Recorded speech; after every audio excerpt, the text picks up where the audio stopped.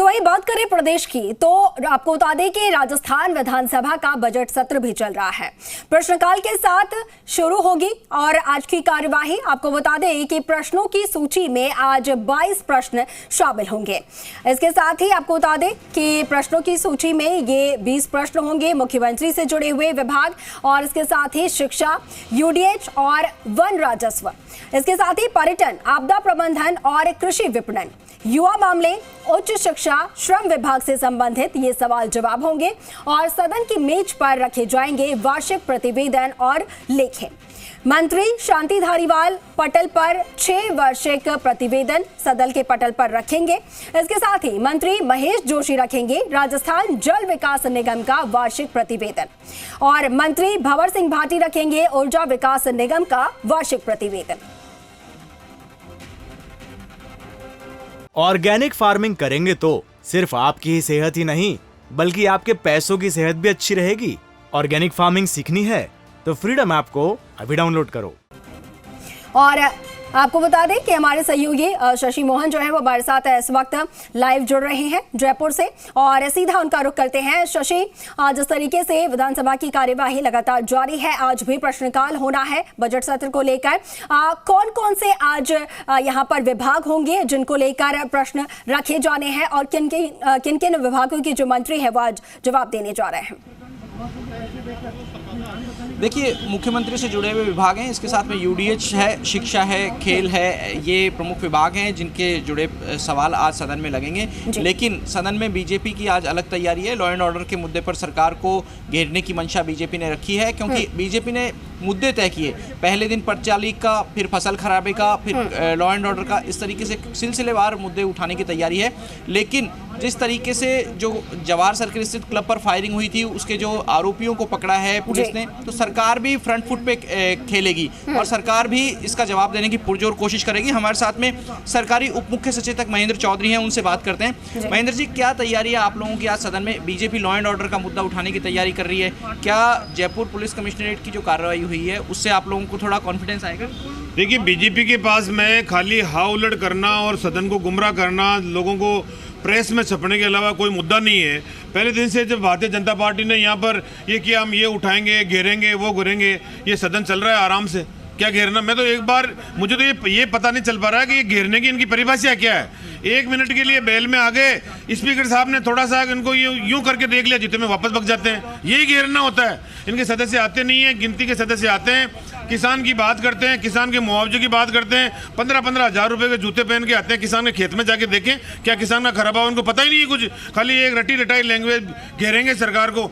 सरकार के घेरने का कोई भी मुद्दा इनके पास में नहीं है। सरकार अच्छा काम कर रही है, जवाब दे रही है, कोई भी घटना घटित हो रही है तो उसके खिलाफ तुरंत कार्रवाई हो रही है और टाइम भी नहीं लग रहा है। ये पहली राजस्थान की सरकार है, कोई घटना भी घटित हुई है तो उसको दोषियों को तुरंत पकड़ के उनको सलाखों के पीछे भेजा जा रहा है। सदन से बाहर का एक मुद्दा है, डॉक्टर किरोड़ीलाल मीणा का धरना चल रहा है, 8वें दिन भी धरना जारी है। इस पर क्या समाधान निकाला जा सकता है? कल सदन में अशोक लाहोटी, रामलाल शर्मा, बीजेपी के कुछ विधायक आए भी, वेल में नारेबाजी भी की, हालांकि स्पीकर ने आकर के हालात संभाले। देखिए, जो प्रकरण के अंदर वो बैठे हैं वो एक राजनीति हो रही है। भारतीय जनता पार्टी में ग्रुप बने हुए हैं, सीएम बनने की तैयारियां चल रही है लोगों के अंदर। बहुमत आएगा नहीं, सीटें आएगी नहीं 2 अंकों में भी, उसके बाद में भी ये लोग अपने आप को ताकतवर दिखाने में लगे हुए हैं। और ये जो जिस मुद्दे पे वो बैठे हैं उसमें सरकार गिरफ्तारियां कर चुकी है, कार्रवाई हो चुकी है, अतिक्रमण तोड़ा जा चुका है, सदन में बात कह चुकी है। और कोई भी सदस्य के पास में अगर कोई बात हो तो सदन में कह देवे कि इसका नाम आ रहा है, इसको आप क्यों गिरफ्तार नहीं कर रहे, सदन तैयार है उसके लिए। लेकिन ये खाली राजनीति कर रहे हैं, उससे कोई मतलब नहीं है। महेंद्र जी कह रहे हैं, रामलाल जी, कि आप लोग पेपर लीक पर राजनीति कर रहे हो, लॉ एंड ऑर्डर के मामले में आप लोगों के पास में कोई इशू नहीं है बड़ा? देखिए, महेंद्र जी तो बेचारे खुद दुखी है, परेशान है सरकार के कार्यों को लेकर, सरकार की नीतियों को लेकर। लेकिन ये बात सही है कि राजस्थान के अंदर कानून व्यवस्था पूर्ण रूप से फैल हो चुकी है। आज आमजन ये महसूस करने लग गया है कि मैं पुलिस के पास जाने के बजाय अपराधी के पास जाऊंगा तो मैं अपना जीवन तो बचा लूंगा। आज अगर गुप्त रूप से पूछा जाए कि कितने लोगों ने फिरौती दी है, सैकड़ों लोग ऐसे हैं जो पैसे देकर अपनी प्राण बचाएं, पुलिस के पास जाना उन्होंने उचित नहीं समझा। अगर पुलिस तत्परता के साथ कार्रवाई करते, आज भी सैकड़ों परिवार पुलिस के पास आ सकते हैं। हम तो ये चाहते हैं हकदार को सम्मान मिले, गुनहगार को सजा मिले। मुख्यमंत्री तो कहते हैं कि उन्होंने FIR फ्री माहौल कर दिया है कि FIR होनी ही चाहिए और पुलिस को सख्त निर्देश दिए हैं कि किसी को FIR करने से मना नहीं करें, तो लोग जाते हैं। देखिए, FIR फ्री करने से आप निष्पक्ष रूप से कमेटी बना के जांच करा लो। जो ताकतवर व्यक्ति है, प्रभावशाली व्यक्ति है, उन्होंने गलत तरीके से FIR दर्ज करा के लोगों का शोषण करने का काम किया है। और फ्री FIR, जो अपराध होता है उसकी FIR तो पहले दर्ज हो रही थी, लेकिन इस FIR के आड़ के अंदर कई गरीबों का शोषण होने का काम भी हुआ है। मैं आज फिर आपके चैनल के माध्यम से कहना चाहूँगा, राजस्थान को अगर शांत करना है तो अपराधियों की भाषा के अंदर ही जवाब देने की आवश्यकता है, तब जाके अपराध रुकेंगे, अन्यथा ये विकराल स्थिति पैदा होने वाली है। सोशल मीडिया के ऊपर हथियार सप्लाई करे जा रहे हैं, सोशल मीडिया के ऊपर प्रचार प्रसार किए जा रहे हैं। छोटे छोटे गाँव के अंदर अवैध हथियार ले लो, पुलिस के पास जो हथियार नहीं है उससे बेहतरीन तरीके के आधुनिक हथियार अवैध रूप से सप्लाई हो रहे हैं। ये माना जाए कि कल जो कार्रवाई हुई पुलिस की, वो अपराधियों को उन्हीं की शैली में जवाब देने की कोशिश के रूप में देखिए, पुलिस की क्या कार्रवाई की क्या नहीं की ये मुझे जानकारी नहीं है, लेकिन हम तो ये कह रहे हैं कि अपराध होने के उपरांत आप कार्रवाई कर रहे हो। हम तो नगर जवाहर सर्किल स्थित क्लब पर फायरिंग हुई थी, उसके आरोपियों को पकड़ा है, उन्होंने भागने की कोशिश की, उसके बाद में फायरिंग हुई है और 3 आरोपियों के पांव में गोली भी लगी। निश्चित रूप से अपराध के ऊपर अंकुश लगाने के लिए जो तरीका बेहतरीन हो सकता है, पुलिस को वो तरीका अपनाना चाहिए ताकि अपराध रुके।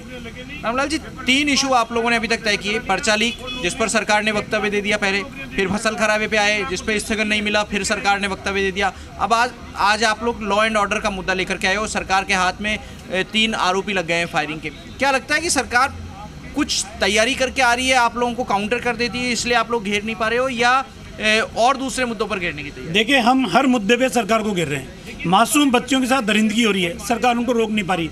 अनुसूचित जाति जनजाति पे अत्याचार हो रहे हैं, सरकार उनको रोक नहीं पा रही।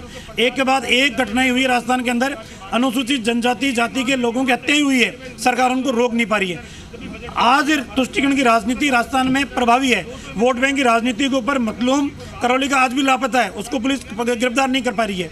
विधायक के पुत्र के ऊपर संगीन आरोप लगे, पुलिस ने FIR लगाई, कोर्ट ने संज्ञान लिया, वो आज जेल की सलाखों के पीछे है। तो सरकार सिर्फ अपने लोगों को बचाने का काम कर रही है, आम जन के सर्वांगीण विकास का ध्येय सरकार का नहीं है। सरकार तो इस आधार पर कोशिश करेगी कि विधायक के पुत्र को सलाखों के पीछे जाना पड़ा तो सरकार कहेगी कि लॉ एंड ऑर्डर मजबूत है और कार्रवाई हो रही है। सरकार की इन्वेस्टिगेशन के आधार पे जेल की सलाखों के पीछे नहीं गया, कोर्ट के डायरेक्शन के आधार के ऊपर किया है। जब एसपी को तलब किया गया तो एसपी ने अपनी नौकरी बचाने के लिए तत्काल गिरफ्तारी की है, तो इसमें सरकार का कोई योगदान नहीं है।